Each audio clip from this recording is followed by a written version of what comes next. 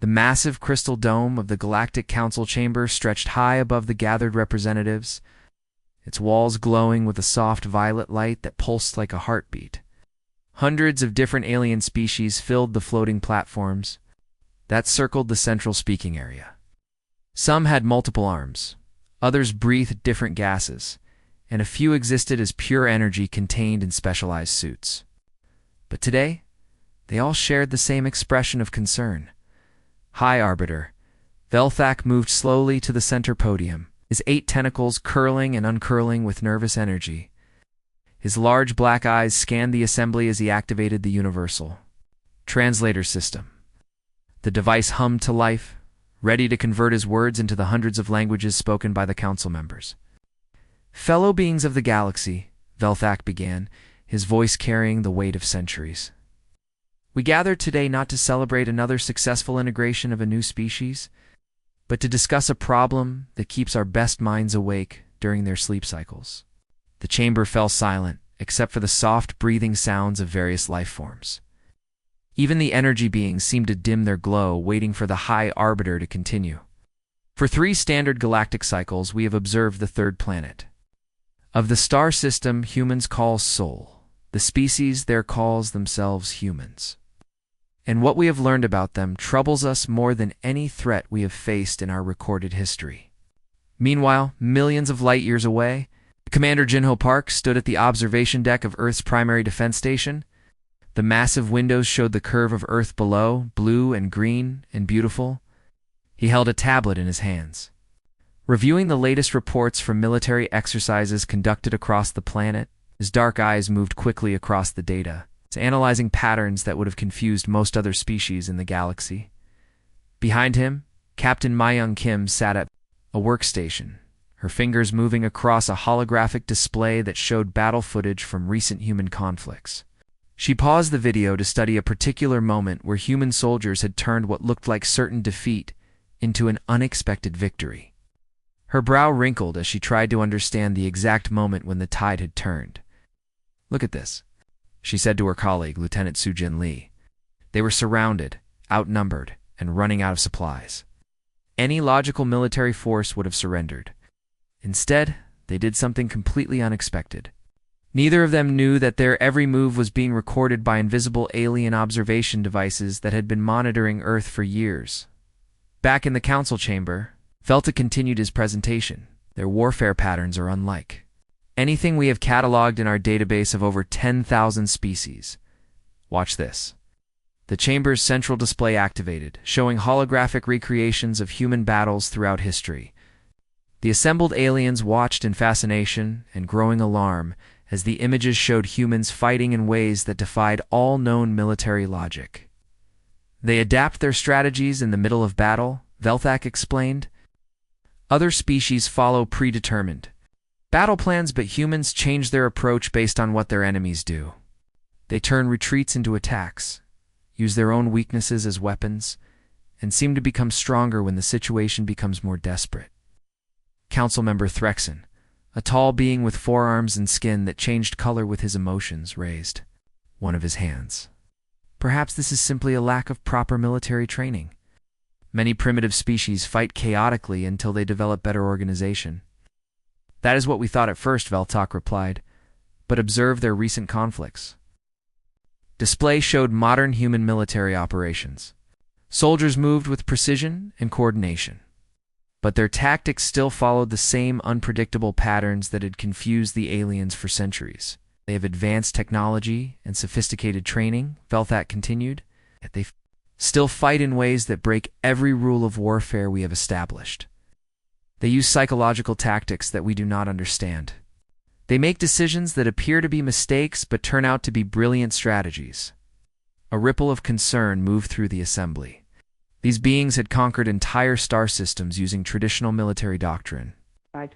The idea that there might be a completely different way to fight was both fascinating and terrifying. "They also do something else that troubles us," Velthok added. "They learn from every conflict, even the ones they lose. They study their defeats more carefully than their victories. Each battle makes them more dangerous than before." The display, showed human military academies where officers studied historical battles, analyzing what went wrong and how to do better next time. The aliens watched in amazement as humans turned failure into education. Council member Zafara, whose species had never lost a military conflict in their 1,000-year history, spoke up. "What do you propose we do about this threat?" "I propose we initiate contact," suggested Threxon. "Perhaps they can be reasoned with. If we approach them with friendship and offer them a place in our galactic community, they may not need to use these dangerous warfare methods." But from the back of the chamber, a voice whispered something that made everyone's blood run cold. Or perhaps they should be eliminated before they reach the stars. The chamber fell completely silent. The suggestion hung in the air like a poison cloud. For the first time in galactic history, Council was seriously considering destroying an entire species, not because they had attacked anyone, but because they might be too dangerous to allow into space. "Hi, Arbiter." Velthok looked around the chamber at faces filled with fear and uncertainty. They had found something in humans that challenged everything they thought they knew about war and peace in the galaxy. The exploration ship. New Dawn moved slowly through the dark emptiness of space, far beyond the orbit of Pluto. Its hull gleamed silver against the backdrop of distant stars, and inside, the crew of 32 humans went about their daily work. Completely unaware that they were being watched, Captain So-Young Lee sat in her command chair on the bridge, holding a warm cup of coffee as she read through the morning reports on her tablet. The ship had been exploring the outer edges of the solar system for 6 months now, looking for signs of resources that Earth might need in the future. It was routine work. Someone had to do it. Lieutenant Taemin Cho worked at the communications station, monitoring radio signals from Earth and checking for any unusual readings from space. His job was usually quiet, listening to the same background noise that filled the universe. But today something was different. "Captain," he said, his voice suddenly sharp with attention, "I'm getting something strange here." So-Young looked up from her reports. "What kind of strange?" Taemin's fingers moved quickly across his control panel, adjusting frequencies and filters. "There's a signal coming from somewhere out there. It's not random noise, and it's definitely not from Earth or any of our other ships." The bridge became quiet as other crew members stopped their work to listen. First contact with alien life had always been a possibility, but most people thought it would happen closer to Earth, not out here in the cold darkness. "Can you decode it?" So-Young asked, setting down her coffee and moving to look at Taemin's screen. "I'm trying, but the pattern is completely different from anything we've seen before. It's like they're using a completely different way of organizing information." Engineering Chief Minho Park looked up from his station where he had been monitoring the ship's power systems. "Should we send a response?" Before So-Young could answer, the entire ship shook violently. Emergency lights began flashing red, and alarm sounds filled the air. The crew grabbed onto their stations to keep from falling as another impact hit the ship. "What was that?" So-Young shouted over the noise. "We're under attack," called out Tactical Officer Uniseo Kim, her hands flying over her controls. "Multiple energy weapons hitting our hull." "From where?" So-Young demanded, looking at the main display screen that showed the space around their ship. "I don't know. Sensors aren't showing anything. Whatever's shooting at us, we can't see it." The ship shook again, harder this time. Minho Park's voice came over the intercom from the engineering section.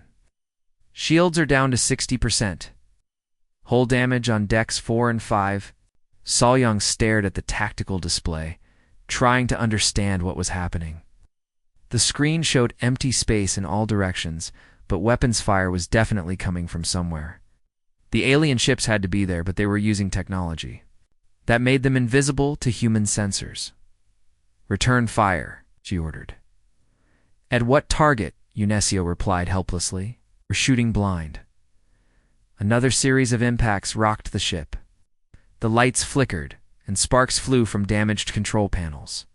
Through the bridge windows, So-Young could see brief flashes of light as the alien weapons fired. But the ships themselves remained completely invisible. "Shields at 30%, Minho reported. "We can't take much more of this." So-Young realized they were in a completely hopeless situation. The aliens could see and target the new dawn perfectly, but the humans couldn't even tell where their attackers were.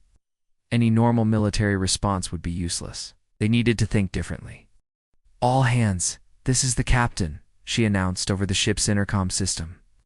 "We're about to make history, but probably not the way we hoped."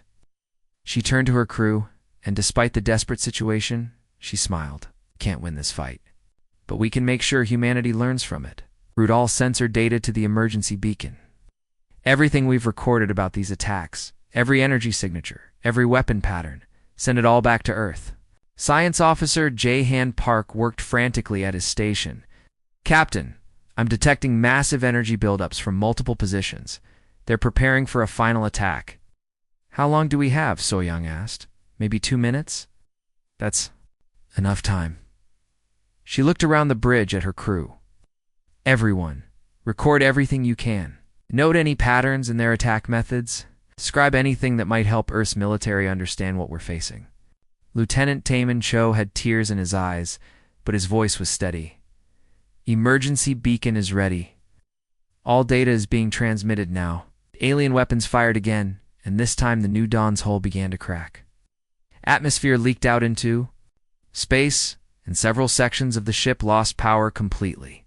But the communication systems were still working, still sending information back to Earth. "They're using coordinated attacks from multiple angles," Sa Young said into her personal recorder. "Their weapons can penetrate our shields easily, and their cloaking technology is completely effective against our sensors. But they're not trying to capture us. They want to destroy us completely." The final attack came as a massive burst of energy that tore the new dawn apart. The ship died in a brilliant explosion that lit up the darkness of space for a few seconds before fading away. But the aliens had made a critical mistake. They had expected the humans to fight back in a normal way, trying to save themselves. Instead, the humans had used their final moments to gather intelligence and send it home. Now the aliens had won the battle, but they had just given humanity its first lesson in galactic warfare. The emergency meeting room, deep beneath the Earth Defense Headquarters, was filled with the most important military leaders on the planet. The walls were lined with screens showing data streams, tactical maps, and communication feeds from defense stations around the world. But everyone's attention was focused on the man standing at the front of the room. General Dongwoo Kim had spent 40 years in the military, fighting in conflicts across Earth and planning for threats that might come from space. His face was marked with lines that spoke of difficult decisions and sleepless nights. Today, those lines seemed deeper than usual as he looked at the information that had arrived from the destroyed ship, New Dawn. "Ladies and gentlemen," he began, his voice carrying the weight of command. 3 days ago, we lost 32 good people in humanity's first contact with alien life. But their sacrifice has given us something incredibly valuable." He gestured to the holographic display that floated in the center of the room. Dr. Hyjin Park, the military's best strategic analyst, stood beside it, her fingers dancing over the controls to highlight different sections of data. "The crew of the New Dawn managed to record everything about the attack," Dr. Park explained. "Energy signatures, weapon patterns, movement data, even communication frequencies. Ouch. But more importantly, they recorded how the aliens fought." Admiral Seungwoo Choi, commander of Earth's space fleet, leaned forward in his chair. "What did they learn?" Dr. Park touched the display, and it showed a three-dimensional recreation of the attack. The aliens used perfect coordination. Every ship knew exactly what the others were doing. Their attack patterns followed precise mathematical formulas. They fought like they were following a rulebook. "That's how military training works," said Colonel Jin-Woo Lee, head of ground forces. "You learn the best tactics and you use them." "Exactly," General Kim replied. "And that's their weakness. The aliens expected us to respond like every other species they've encountered. They'd probably have thousands of years of experience fighting enemies who use the same basic military principles." Dr. Park nodded and changed the display to show historical data. "We've been analyzing the information Captain So-Young Lee's crew transmitted. Hidden in the alien communication signals were fragments of their tactical database. We can see how they've fought wars across the galaxy." The room fell silent as the implications became clear. The aliens had accidentally given humanity a glimpse into their military history, showing how they had defeated countless other species using the same methods. "Every galactic species fights according to rigid doctrines," Dr. Park continued. "They develop a military system that works, and then they use it for thousands of years. They're predictable because they've never needed to be otherwise." Admiral Choi frowned. "So what do you propose we do? Can't match their technology." General Kim smiled for the first time since the meeting began. "We're not going to try to match their technology. We're going to do what humans do best."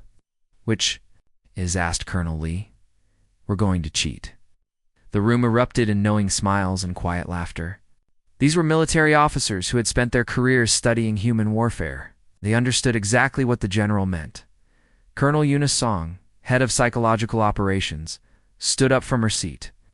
She was a small woman with sharp eyes who had spent years studying how to win battles without firing a shot. "Oh, we've identified their fundamental weaknesses," she said. "They think in terms of honor, hierarchy, and established protocol. They can't comprehend an enemy that refuses to follow the rules." "Explain," Admiral Choi requested. "Look at their attack on the New Dawn," Colonel Song continued. "They used overwhelming force in a coordinated strike. Clean, efficient, by the book. They probably expected us to either surrender or fight back using conventional tactics. Instead, our crew used their final moments to gather intelligence." Dr. Park pulled up more data on the display. "Their entire military philosophy is based on the idea that there are correct and incorrect ways to fight. They've conquered the galaxy by being better at fighting the correct way than anyone else. So we write new rules," General Kim concluded. "Rules that turn their own logic against them." Over the following weeks, something unprecedented happened across Earth's military installations. Instead of building bigger weapons or stronger shields, humanity's best minds focused on something completely different. Confusion, and the most dangerous weapon of all, questions, in research facilities around the world. Teams of psychologists, military strategists, and communication experts worked together on projects that would have seemed impossible just months before. They weren't trying to outfight the aliens. They were trying to outthink them. Major Subin Kim, working at a facility in South Korea, developed communication protocols designed to make the aliens question their own orders. "If they're used to rigid hierarchy," she explained to her team, "what happens when we make them uncertain about who's really in charge?" In Japan, Colonel Hyun-Woo Lee worked on tactical systems that would make human military responses completely unpredictable. "We're not going to follow any doctrine," he told his staff. "Every engagement will be different.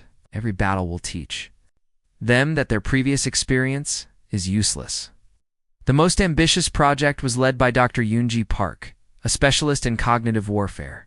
Her team was developing something that had never been attempted before, a way to make the enemy question not just their tactics, but their entire reason for fighting. "We're going to make them wonder why they started this war in the first place," she explained to a room full of skeptical officers. "And once they start questioning that, everything else begins to fall apart." Humanity was preparing for a war unlike any the galaxy had ever seen. They weren't building an army. They were building a question mark. The massive alien fleet emerged from hyperspace at the edge of Earth's solar system, like a storm cloud blotting out the stars. Thousands of ships arranged themselves in perfect formations, their hulls gleaming. With technology that human minds could barely comprehend, the fleet stretched for millions of kilometers, a display of power that had conquered countless worlds across the galaxy. Arbiter Velthak stood on the bridge of the command vessel, his tentacles moving with confidence as he surveyed the primitive solar system before them. His large black eyes reflected the light of the distant sun as he prepared to give the order that would end humanity's brief existence as a spacefaring species. "Begin the attack," he commanded, expecting this to be another routine conquest. But something unexpected happened. Before the alien weapons could charge, a transmission came from the small human defense fleet that had positioned itself between Earth and the invaders. The human ships were outnumbered 1,000 to 1 there. technology centuries behind the galactic standard. By all logic, they should have been destroyed instantly. Captain Dayun Park sat in the command chair of the human flagship, her hands steady on the controls as she opened communication channels with the alien armada. Her crew watched nervously. As she prepared to speak to beings that had just traveled across the galaxy to destroy them, "This is Captain Park of the Earth Defense Fleet," she said, her voice calm and clear. "We know why you're here. You're afraid of us." The alien bridge fell silent. This was not the response they had expected. Velthic's tentacles curled in confusion as he listened to the human's words. "But before you attack," Captain Park continued, "we want you to understand something about humanity. We want to tell you some stories." Commander Heian Wu Li, aboard the human flagship Harmony, watched his communication displays as something extraordinary began to happen. Instead of battle orders or defensive maneuvers, the human fleet began broadcasting stories to the alien armada. The first story was about a war that had torn apart the American continent centuries ago. Brothers fighting brothers, families divided. By politics and economics, the aliens listened as humans described the terrible cost of that conflict, the cities burned and the lives lost. But then the story changed, describing how those same enemies had eventually learned to live together. Again, how they had built a stronger nation from the ashes of their division. "They're not responding to our psychological warfare," Commander Lee reported to Captain Park. "They're listening." The second story was about a global war that had consumed entire continents, where humans had developed weapons capable of destroying all life on Earth. The aliens nodded knowingly, recognizing the pattern they had seen on countless worlds. But again, the story took an unexpected turn. Instead of using those weapons to achieve final victory, the humans had chosen to put them aside and find another way. On the alien command ship, Belthok found himself drawn into the strange human narratives. His crew trained for battle and conquest had stopped preparing for attack. Instead, they were listening to tales of enemies who had become friends, of conflicts resolved through understanding rather than annihilation. "This is impossible," Velthak muttered to his tactical officer, "They're making us doubt ourselves without firing a single shot." Lieutenant Yoonji Kim, monitoring alien communications from her station on the Harmony, began translating the growing discord within the enemy ranks. "Several species are breaking formation," she reported with amazement. "They're asking why they're fighting at all." The stories continued. Humans spoke of wars between different races, different religions, different ideologies. But each story ended the same way, with former enemies learning to work together, with conflicts resolved through communication rather than conquest. Commander Zafara, leading one of the alien battle groups, found herself questioning orders for the first time in her military career.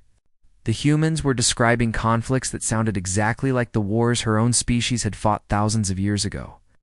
But where her people had achieved victory through superior firepower, the humans had found victory through something else entirely. "Command, this is Battle Group 7, she transmitted to Velthik. "Why are we here? What threat do these beings actually pose?" The questions spread through the alien fleet like a virus, a species that had followed the Galactic Council's orders, without question for millennia, suddenly found themselves wondering about the purpose of their mission. The humans hadn't threatened anyone. They had barely left their own solar system, so why were thousands of ships preparing to destroy them? "Captain." Park continued broadcasting, but now her stories became more personal. She spoke of her own family, divided by a civil war in her homeland, and how they had eventually found peace. She described conflicts in her own military career where the enemy had become an ally, where understanding had achieved what violence could not. "We know you have the power to destroy us," she said to the alien fleet. "But we also know that power doesn't have to be used. We've learned something in our short history that maybe you haven't learned in your long one. The strongest victory is the one that doesn't require a battle." The alien formations began to break apart as individual ships and battle groups started questioning their orders. What had been a coordinated attack force became a confused collection of vessels, their crews no longer certain why they were there or what they were supposed to accomplish. The war had become something else entirely. It was no longer a confrontation between two military forces. It had become a confrontation with the concept of war itself. and the humans were winning without firing a single shot. The artificial gravity generators hummed quietly as former high. Arbiter Velthak walked slowly through the beautiful gardens of the new galactic peace station. The massive structure orbited Earth like a second moon, its transparent walls offering breathtaking views of the blue and green planet below. Exotic plants from hundreds of different worlds grew together in carefully tended beds, their colors creating patterns that no single planet could have produced alone. Beside him, Admiral J. Hyan Park pointed toward a group of beings working together on a new flower garden. A tall, four-armed Threxian was carefully planting seeds, while a small, crystalline Zephyrian provided the exact nutrients each plant needed. Nearby, a human botanist explained the growing requirements to a floating energy being that communicated through colored light patterns. 6 months ago, those species were preparing to destroy each other, Admiral Park said quietly. Now they're creating something beautiful together. Velthak's tentacles moved in slow, thoughtful patterns. His long career as the leader of the Galactic Council, he had never seen anything like this. The station was filled with former enemies working side by side, sharing knowledge and resources in ways that would have been impossible under the old system. You understand now, Admiral Park continued, why the universe feared us, the former. High Arbiter paused beside a fountain where water from Earth mixed with liquid methane from a distant ice world, creating a display that sparkled with impossible colors. It wasn't your weapons or tactics, he said, his voice carrying the weight of newfound understanding. It was your refusal to accept that war was inevitable. Dr. Subin Kim, the station's chief diplomatic officer, joined them on the walking path. She carried a tablet showing reports from across the galaxy, but her attention was focused on the conversation. Every species in the galaxy had accepted conflict as natural law, she added. You had forgotten that war is just a failure of imagination. Velthak's large black eyes reflected the soft light from the garden's bioluminescent plants. My people have records going back 50,000 years. In all that time, we never questioned the necessity of war. We only tried to become better at it. That's what made you predictable, Admiral Park explained. You all followed the same basic pattern. Develop better weapons, build stronger defenses, create more efficient ways to defeat your enemies. But you never asked the most important question, which was, Velthak asked, why were you fighting in the first place? Captain Wan Young Lee approached their group, carrying a stack of reports from communication stations around the galaxy. His face showed the kind of excitement that came from witnessing history in the making. The transformation is accelerating, he announced. 3 more systems have adopted human-style conflict resolution protocols. The old ways are dying. The reports told an incredible story. Across the galaxy, species that had been enemies for centuries were beginning to talk to each other instead of fighting. Trade agreements were replacing territorial disputes. Joint scientific projects were taking the place of military competitions. The rigid hierarchy that had controlled galactic civilization for millennia was crumbling, replaced by something that resembled cooperation more than conquest.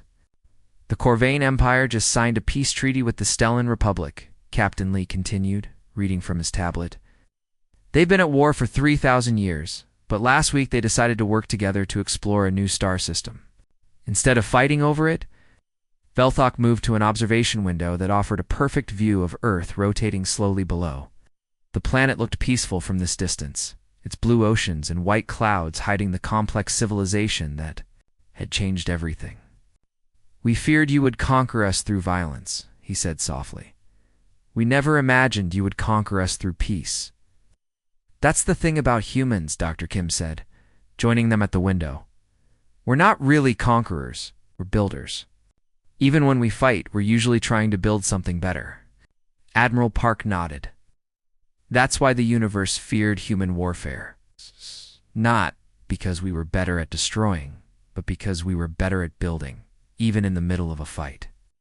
The conversation was interrupted by the arrival of a group of young beings from various species.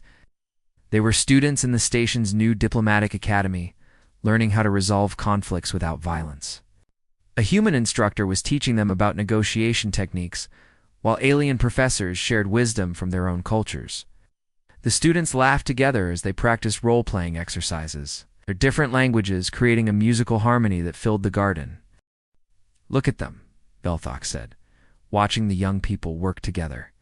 "They don't see each other as potential enemies. They see each other as potential friends." "That's the real victory," Admiral Park replied. "We didn't just stop a war. We changed how an entire galaxy thinks about conflict." Captain Lee looked up from his reports. "The latest surveys show that military spending across the galaxy has dropped by 60% in the last 6 months. Most of that money is being redirected to education, exploration, and trade. The greatest victory humanity had ever achieved was teaching the galaxy that victory itself was not the point. Wars were won by destroying the enemy's ability to fight. But peace was won by giving the enemy a reason not to fight at all. In the end, the most dangerous weapon wasn't one that destroyed enemies. It was one that turned enemies into friends. As the three beings stood together watching Earth turn below them, they realized they were witnessing the birth of something completely new. For the first time in galactic history, the universe was learning to fear the right thing. Not the power to destroy, but the power to create. Not the ability to conquer, but the ability to convince. And humanity had taught them that the greatest strength was not in winning wars, but in making wars unnecessary.